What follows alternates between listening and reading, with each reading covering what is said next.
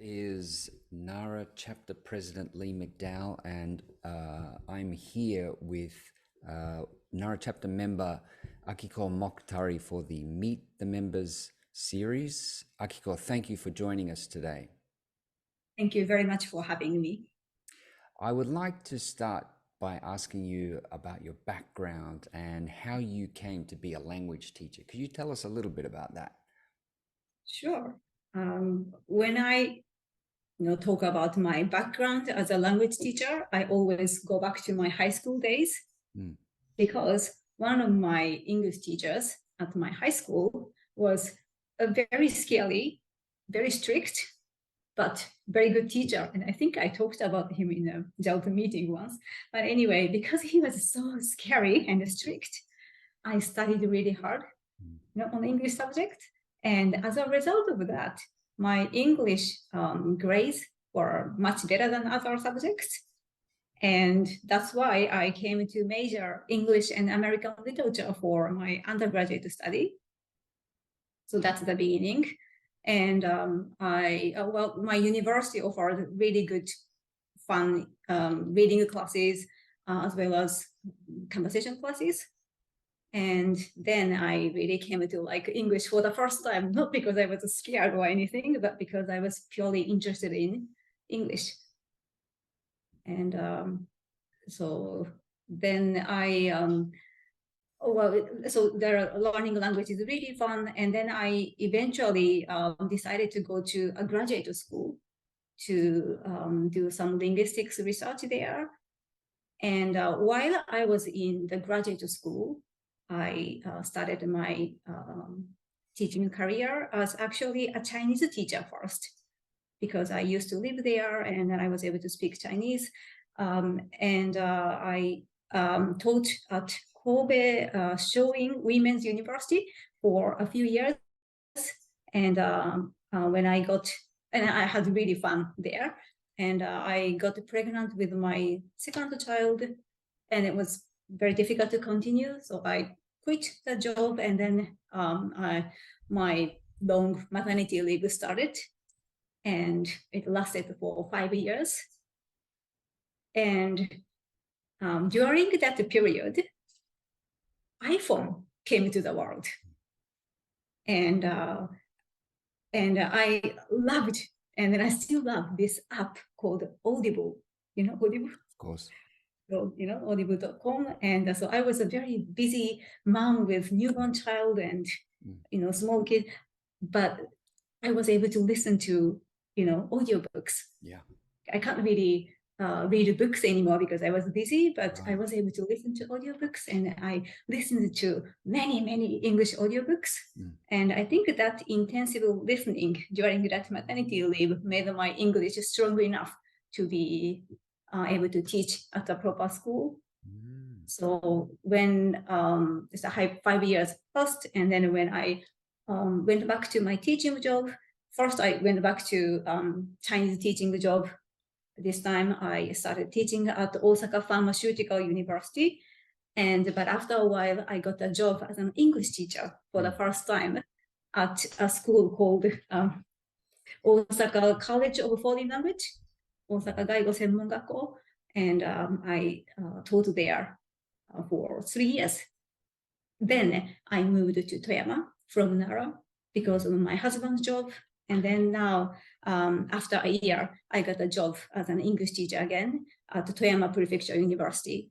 So yeah, I am. I see. So thanks to your scary high school teacher, he set you on a course for language, specializing in language and English. That's interesting. Yeah, it's interesting to hear you talk about the Audible experience as well. I guess you said intensive. It's also a kind of extensive reading or extensive listening, because you got all that input, the input. Hours. Helped the language to come together in your brain. That's right. So wow, that's interesting, and a good advertisement for Audible too. That's right. Yeah. I wish I could do the same, actually. You can control the speed on those apps, can you? That's right. Because, yeah, I think you can go with like 1.5 times faster or something. Because part of my problem in mastering Japanese is keeping up. I always want to say, can you say again? Can you say again? Because I can't catch everything. But yeah, that's a good case for input and scary English teachers. That's right. So find one, please. Excellent, thank you. And how about your teaching style now?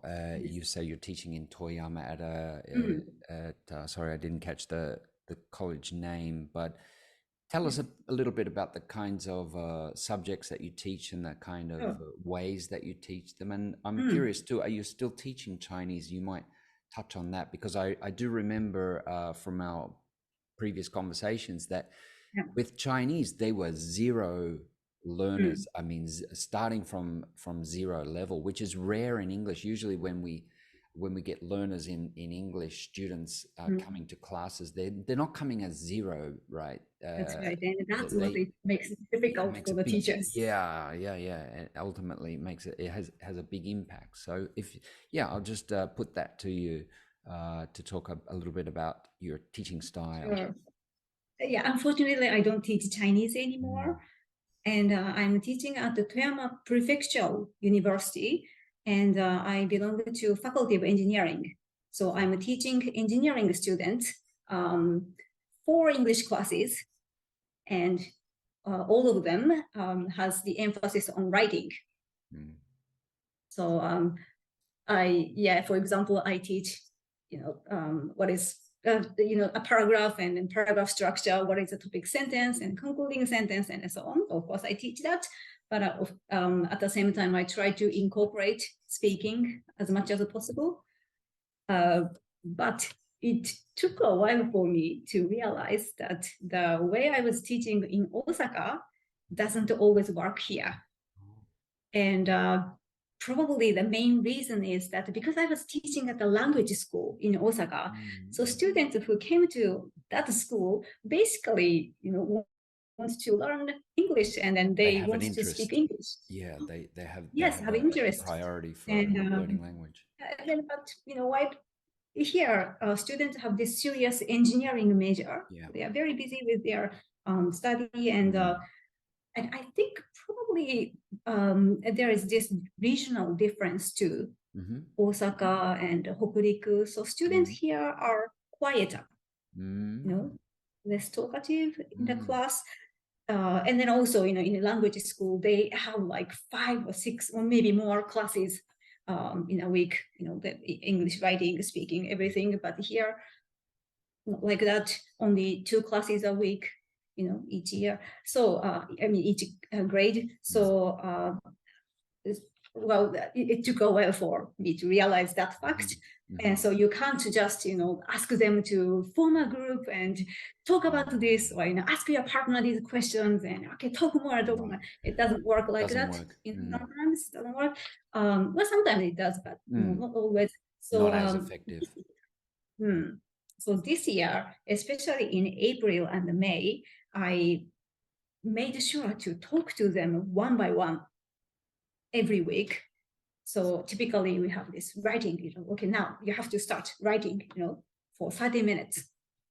While they are writing, I went to students one by one, and I told them that, okay, every week you have to tell me what you have been doing for 30 seconds at least. So that's what I did. And then at the beginning, some students were telling me that, I have never spoken English before. I can't speak for 30 seconds and so on. But eventually, they started speaking really well, for 1 minute or more than 1 minute. And so it was really good.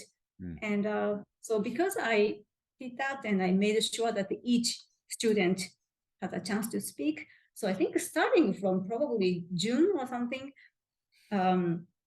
so I created this atmosphere that they can speak English. They have to speak English in this class. So, in the writing class, I explained that, okay, today's topic is this, and you have to come up with reasons and fill out the outlines, and so on. And then I randomly just, went to student. Okay, so what your position? Do you agree or disagree with this topic? And what are your 3 reasons and so on? Then they could tell me their, 3 reasons in English.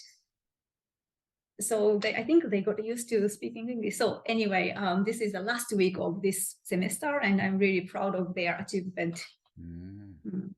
Wonderful. That resonates well with, I think, with myself and probably with a lot of JALT members' experiences. It's setting the environment for students to feel confident enough to speak. I'm guessing your guys at Toyama, they don't go to university to learn English. They go there to learn engineering, but they're required to learn English. And probably many of them, I imagine, like my guys here at the Nara Institute of Science and Technology, they've managed to avoid language learning for a good part of their academic careers. Like that they do enough to get past, but they're not bunke, they're rike, and so that's their mindset. But it's still there, they've got years of formal learning. And if you can, that's right. It's interesting, but at first, I guess 30 seconds is a long time to speak English when you've never done that before. But it's there, and to get it out. Yeah, to just get it out, I think is a big part of the challenge of what we do in English, is creating that environment to give them the confidence to feel safe enough to be able to output before teaching actual content. Yeah. And it's interesting, if I may just ask, the all writing. So that's the syllabus for the university where you are at the Toyami Prefectural University. The English program is all writing. Is that? Oh, no, of course. No. Students have speaking and listening and. Okay, 4 skills. Yeah. It happens to be like this for me. Okay, you're teaching writing. I see. So it's probably a 4 skills based syllabus program, is it? That's right. I see. Yes. And it does it. I'm curious. Does it touch on ESP? Does it borrow from ESP? The English for Specific Purposes is a subfield of TESOL that's pretty well established for many decades now. And I wonder if there's been any sort of ESP flavor or impact in your program. I just, I have never really taken any course, like those, but lots of things are available online, and then I, constantly check this and that, and then I just, take whatever I think it works for the students here. Yeah, of course. Yeah. Yeah, of course. Yeah. I found just a little bit similar experience when I came here to NICE. My students are all researchers in sort of, fairly cutting edge scientific disciplines like physics and chemistry, also information science, biology. Very close. And so I found that the ESP approach was quite useful, quite effective for those guys in pinpointing their needs. Okay. That's interesting. Let me shift topics now and ask you about JALT and your experiences with JALT. Can you tell us a little bit about kind of, what have been your experiences with JALT so far? Sure. Well, I have made one presentation. You kindly offered this great opportunity, and I talked about my teaching experience in Chinese and English, and that was already 5 years ago, something like that. Right? And then now, interestingly, even though I live in Toyama, I rejoined Nara JALT because. Well, of course, I was a member of. Thank you very much for having me back. This is very unconventional, I believe.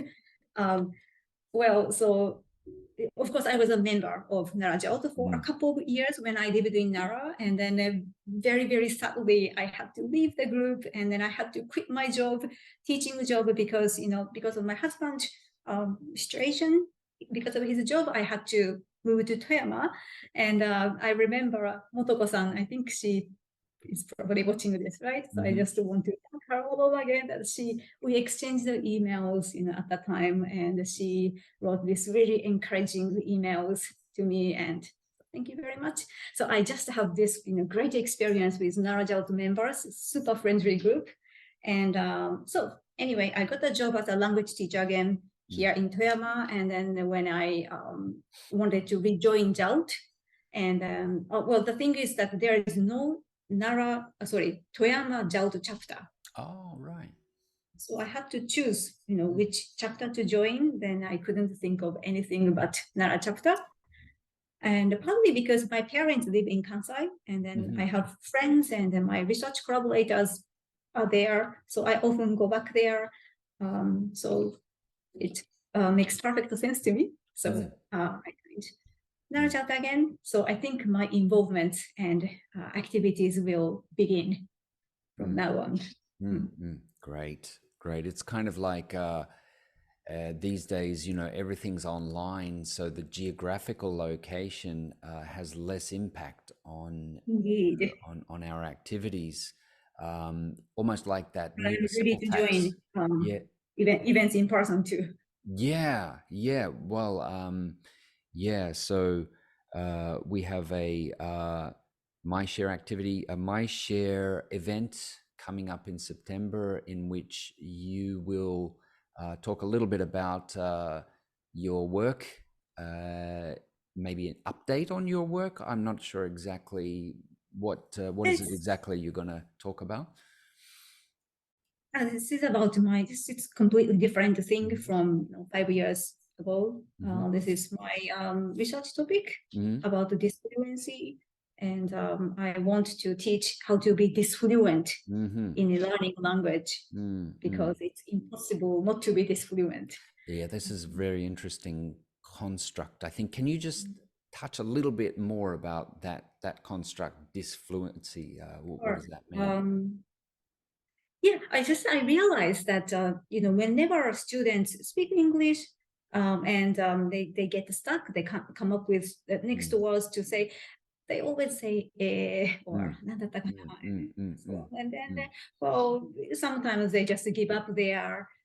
But it's such a shame. So I just want to introduce to them, how to be disfluent in a natural way in English. Maybe you can say well, or still wait a second, or something like that, so that you can continue your conversation even if you get stuck, or even if you can't come up with your next words. But I think lots of efforts have been already done, and I'm reading the previous studies and everything, but that MyShare event will be a great opportunity for me to just get some advice from experienced teachers. Yeah, absolutely. Yeah, probably goes into the field of pragmatics, I suppose. I haven't come across much work on that, but I really like the construct disfluency. How to be disfluent sounds very compelling. So I look forward to that in September. Thank you very much. And thank you very much, Akiko, for sharing your experiences and your journey through language teaching with us today for this Nara JALT Meet the Members series. Thank you. Thank you very much. Thank you very much, Ray. My pleasure. Thank you for listening to this episode of the Nara JALT Meet the Member series. Hope you enjoyed it and look forward to the next one. Who knows, it might be featuring you. See you then.